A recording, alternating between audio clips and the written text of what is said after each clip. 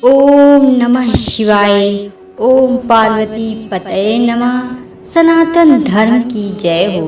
नमस्कार दोस्तों, प्रिय भक्तगणों, आपके अपने अनीता भक्ति स्टोरी चैनल में स्वागत है आप सभी का। प्रिय दोस्तों, गरीब की शिव भक्ति के फल की कथा का श्रवण करते हैं, जिसे बहुत ही शांत एवं प्रसन्नचित मन से सुनिएगा।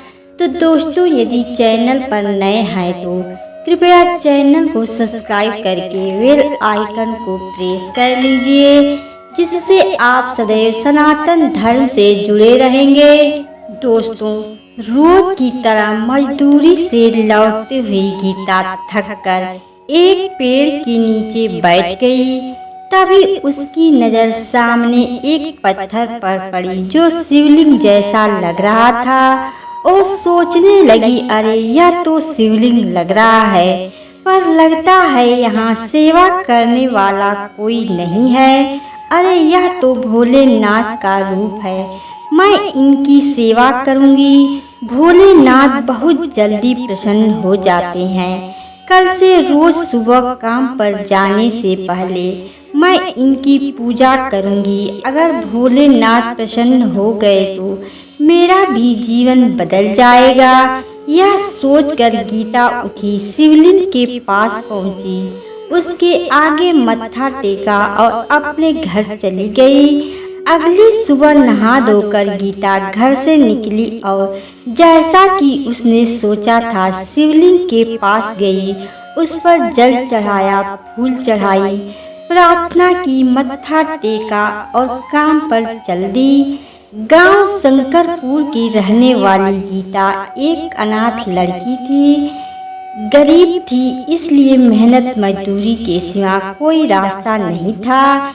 इस बार उसे एक खेत में फसल कटाई का काम मिला था, जिसे वह दूसरी मजदूरों के साथ कर रही थी। काम करते करते उसकी बात अपनी सहेली मीना से हुई। गीता, कुछ सोचा है तूने? यह काम तो कल खत्म हो जाएगा, उसके बाद क्या होगा? भोलेनाथ सब अच्छा ही करेंगे। मीना ने, कोई ना कोई रास्ता निकल ही जाएगा।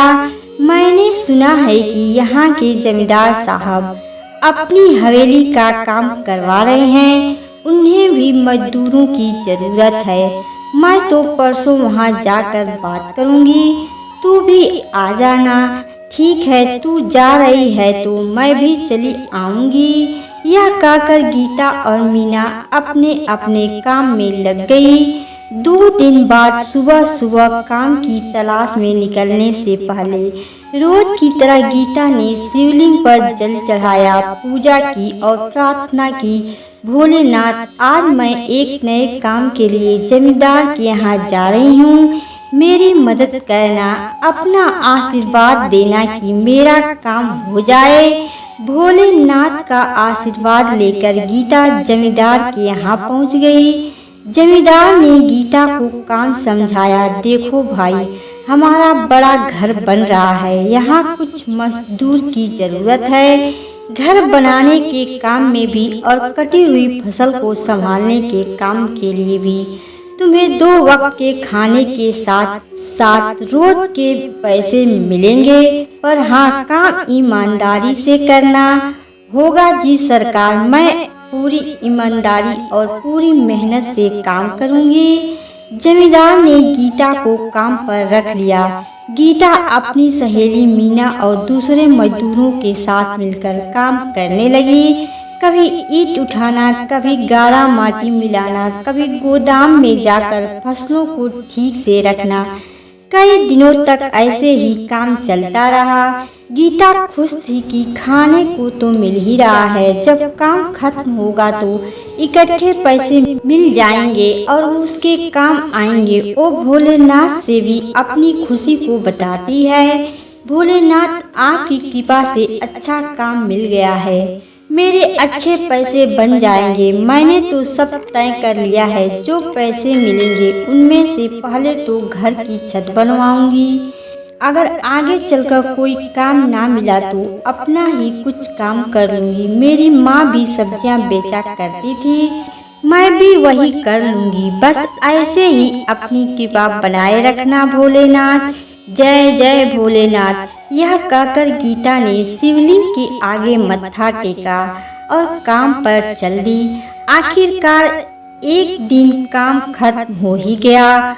उस दिन गीता बहुत खुश थी। मीना पूरी 40 दिन हो गए हैं। दिहाड़ी के हिसाब से तो 4000 बन गए हैं। गीता, जब पैसे मिल जाए तो उन्हें संभाल कर रखना, मुसीबत के समय काम आएंगे। काम खत्म होने पर जब गीता और मीना जमींदार के पास पैसे मांगने पहुंची तो जमींदार गुस्से से भरकर बोला, क्या पैसे? कैसे पैसे? मजदूरी के पैसे। सरकार, आपने कहा था कि जितने दिन मजदूरी होगी उतने दिन खाना मिलेगा और साथ में रोज के हिसाब से मजदूरी मिलेगी। अरे क्या बकवास करती हो, मैंने ऐसा कब कहा? अरे मैंने कहा था मजदूरी का काम है, तुम दिन भर मजदूरी करोगी और बदले में तुम्हें 2 वक्त का खाना मिलेगा। तुमने मजदूरी की, मैंने खाना दिया, हिसाब बराबर। अब चलो निकलो यहाँ से। अगली बार कोई काम होगा तो आदमी भेजकर बुला लूंगा। नहीं सरकार, आपने कहा था कि 2 वक्त का खाना मिलेगा और रोज के हिसाब से मजदूरी। चाहे तो मीना से भी पूछ लीजिए। अरे मुझे क्या दूध पीता बच्चा समझा है, साथ में इसे भी सिखा पढ़ा कर ले आई। अरे मैं क्या तुम जैसी औरतों की चालाकी नहीं समझता? पहले पेट भरकर खाना खा लिया, अब चालाकी से मुझसे पैसा ठगना चाहती हो? चलो निकलो यहाँ से, कहीं ऐसा न हो जाए कि मुझे गुस्सा आ जाए और मैं कुछ कर बैठूं। आओ यहाँ से। गीता और मीना को समझ आ गया कि यह इंसान अब पैसे नहीं देने वाला। गीता अपने घर जाकर चारपाई पर लेटे लेटे अपनी टूटी छत की ओर देख रही थी। उसकी आंखों में आंसू थे। वह अपने आप से कहने लगी, थोड़े दिनों में बारिश शुरू हो जाएगी। मैंने सोचा था कि मजदूरी के पैसे मिलेंगे तो छत की मरम्मत करवा दूंगी, पर जमींदार ने तो पैसे देने से ही मना कर दिया। अब मैं क्या करूंगी? इसी तरह आंखों में आंसू लिए गीता अपने आने वाले कल के बारे में सोच रही थी। तभी उसे अपनी माँ की कही बात याद आ गई। बेटा, जिसका कोई नहीं होता उसका ईश्वर होता है। जब समस्या का कोई हल ना निकले तो ईश्वर से प्रार्थना करो, वह हर समस्या सुलझा देते हैं। माँ ठीक कहती थी, मुझे भोलेनाथ से अपनी समस्या बतानी चाहिए, वही कोई रास्ता निकालेंगे। अगली सुबह गीता रोज की तरह शिवलिंग के पास पहुंची। जल चढ़ाया, बेल पत्ते और फूल चढ़ाए और आंखों में आंसू लिए प्रार्थना करने लगी, हे भोलेनाथ, मेरे साथ अन्याय हुआ है। मेरे 40 दिन की मजदूरी जमींदार ने मार ली है। मुझे मेरी मजदूरी दिलवा दो।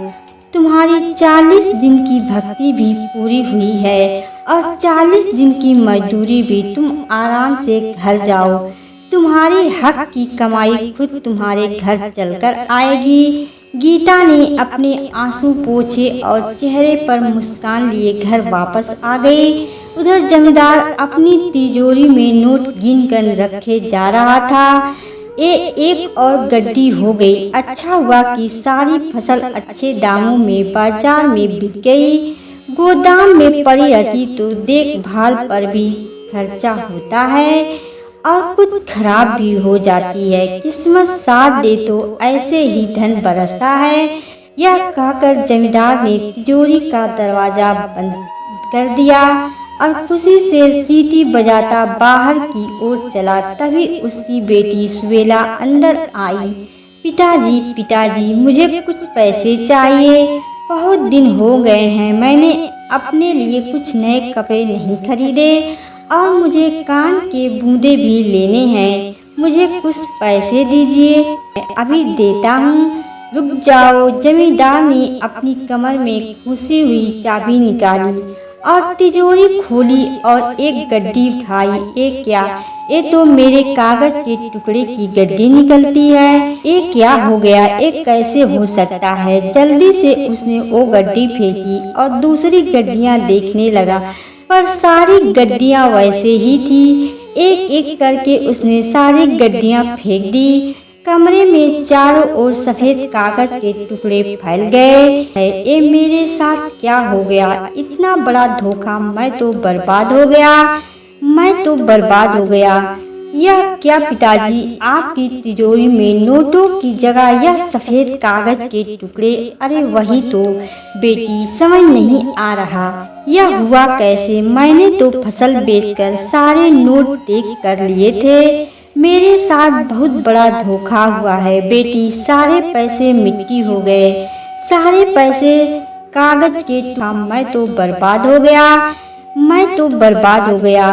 यह क्या पिताजी, आपकी तिजोरी में नोटों की जगह यह सफेद कागज के टुकड़े। अरे वही तो बेटी, समझ नहीं आ रहा यह हुआ कैसे। मैंने तो फसल बेचकर सारे नोट देख कर लिए थे। क्या हो गया। रोते रोते जमींदार की नजर अपने सामने दीवार पर लगी भोलेनाथ की तस्वीर पर गई। वह तेजी से दौड़ा और रो रो कर कहने लगा, भोलेनाथ, भोलेनाथ, क्या किया भोलेनाथ, मैं तो पूरी तरह बर्बाद हो गया। अपने भक्त के साथ ऐसा करना आपको शोभा नहीं देता है क्या। तभी वहां तेज प्रकाश हुआ। जमींदार ने देखा कि साक्षात भोलेनाथ सामने खड़े हैं। और तुमने जो गीता, मीना और दूसरे मजदूरों के साथ किया, वैसा भी कोई करता है क्या। दूसरों का हक मारकर कभी कोई नहीं पनपता। उसके सारे पैसे किसी न किसी बहाने पानी में बह जाते हैं, उसके काम नहीं आते। मुझसे बड़ी भूल हो गई भोलेनाथ, मुझसे बड़ी भूल हो गई। आप मुझे आदेश दें, आप जैसा कहेंगे मैं वैसा ही करूँगा। भोलेनाथ, हम तो ठीक हैं, सारे मजदूरों को उनका हक दो। जितने पैसे का वादा किया था उन्हें वो सब दो, और गांव में एक लंगर की भी व्यवस्था करो।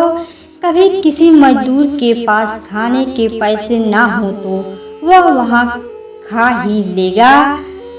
ऐसा ही होगा भोलेनाथ, ऐसा ही होगा भोलेनाथ। तो जाओ देखो, तुम्हारा धन पहले जैसा हो गया। हाँ, यह सुनते ही जमींदार ने कागज के टुकड़ों की ओर देखा जो फिर से नोट बन चुके थे। उसने जल्दी से सबको तिजोरी में रखा। दूसरी तिजोरी खोल के देखा तो उसमें पहले की तरह जेवर भरे हुए थे। जमींदार ने गीता और दूसरे मजदूरों को बुलाकर उनकी मजदूरी दी और गांव में एक लंगर का भी इंतजाम किया। गीता ने अपनी छत मरम्मत करवा ली थी और अपनी सब्जी की ढेरी लेकर बेचने जाने से पहले वह शिवलिंग की पूजा अवश्य करती, जल चढ़ाती और एक सब्जी भी अर्पित करती। हे भोलेनाथ, मेरी अच्छी कमाई करवाना और आशीर्वाद देना कि मेरी कमाई में बरकत भी हो। और फिर सब्जी बेचने चल देती। नमस्कार दोस्तों, यह कथा आप लोगों को कैसी लगी कमेंट करके जरूर बताएं तथा वीडियो को लाइक और अभी तक चैनल को सब्सक्राइब नहीं किए हैं तो कृपया चैनल को सब्सक्राइब कर दीजिए। सदैव आपके ऊपर भगवान भोलेनाथ की कृपा बनी रहे। हर हर महादेव। ओम नमः शिवाय। ओम पार्वती पतये नमः। हर हर महादेव।